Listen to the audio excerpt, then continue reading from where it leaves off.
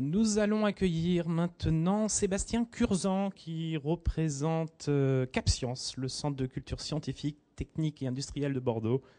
Il va nous parler du projet Navinum.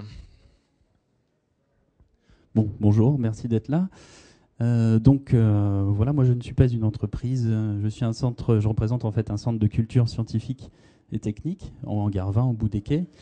Et donc je voulais vous présenter un petit peu notre projet Navinum Scienceonautes, qui est donc la communauté qui utilise ce dispositif à CapScience. Le projet déjà a commencé depuis 3 ans et il s'inscrivait dans un projet plus global qui s'appelait CapScience.num.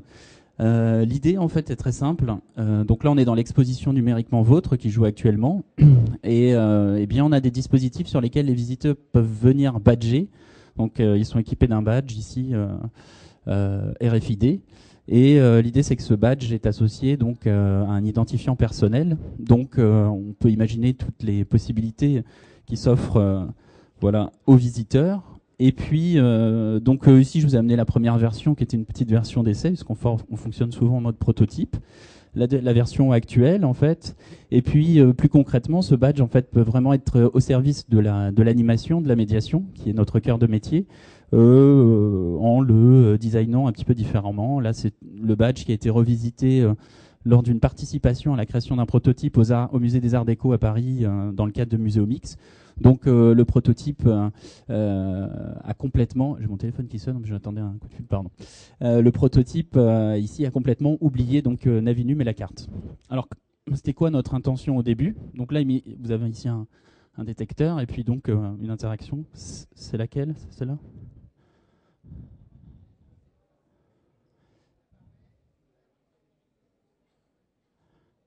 Voilà. Alors l'idée pour nous au début, c'était évidemment de connecter en fait trois choses. Donc évidemment le public qui vient nous voir, les contenus qui sont en fait des contenus d'exposition, des contenus riches, et puis donc les médias. L'idée c'était de pouvoir aussi conserver la mémoire en fait de cette consultation, en fait de cette interaction entre les trois. Et puis peut-être de délivrer aussi des contenus spécifiques et d'enregistrer en fait la progression du visiteur dans l'exposition. Je vais aller vite parce que j'oublie que j'ai que 10 minutes. Donc, eh bien, en fait, pour ça, on a imaginé tout un dispositif, tout un vocabulaire, toute une grammaire, parce que la première des difficultés, c'était bien de ne pas perdre le visiteur, sur les interactions qu'il lui était possible d'avoir, sur la communauté qu'il pénétrait à partir du moment où il utilisait le badge RFID, et puis sur les contenus. Donc, les contenus sont assez variés. On peut écouter, lire, tester. Ici, l'interactivité, elle se situe plutôt au niveau des expériences, du dialogue, de la communication. Et puis, donc, le scienceonaute, on l'accompagne, on l'aide, on lui délivre un parcours personnalisé. C'est ça qui est assez intéressant, puisque l'idée, c'était d'avoir un parcours personnalisé. Alors, le dispositif, il y a évidemment un accueil numérique, c'est-à-dire que le visiteur, en fait, badge sur un accueil numérique, et puis il s'identifie. On s'était donné 2 défis sur la deuxième version. Celle-ci, c'était qu'en fait, on puisse faire une visite anonyme, pour nous c'était important, et que le badge RFID ne quitte pas CapScience, et qu'on soit un petit peu dans une démarche éco-citoyenne, c'est-à-dire que le badge, en fait, est réutilisé tous les jours par des nouveaux visiteurs. Donc, en gros, il ne quitte pas le bâtiment, et donc on a donc des badges limités. En fait, le visiteur a simplement à connecter un badge de visite avec son profil. Voilà. Voilà pour les défis qu'on s'était fait. Donc on voit un petit peu les interactions qui sont possibles. Évidemment, à chaque fois, le visiteur, on enregistre ce que fait le visiteur. Et puis, comme ça, on peut marquer une certaine progression. Là, ça c'était un petit peu le projet un peu plus global. L'enjeu qu'on s'est donné, c'était pas de rester aussi dans l'expo, c'était aussi de créer des expos full web. C'est-à-dire que ce qui va se passer ici, en fait, c'est une expérience de visite. On n'est plus sur une expérience de visite avec un parcours, etc.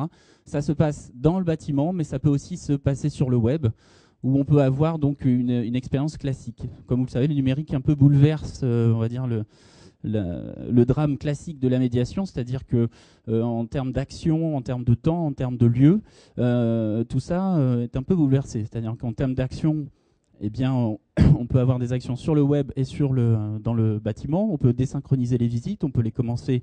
Là, je parle un petit peu en termes de temps, en fait. C'est-à-dire que là, on a accès maintenant à de la médiation permanente. Voilà, donc en fait, l'idée c'était vraiment de connecter les expos sur le web, de pouvoir commencer sa visite, pouvoir la continuer, pouvoir délivrer une nouvelle expérience ici.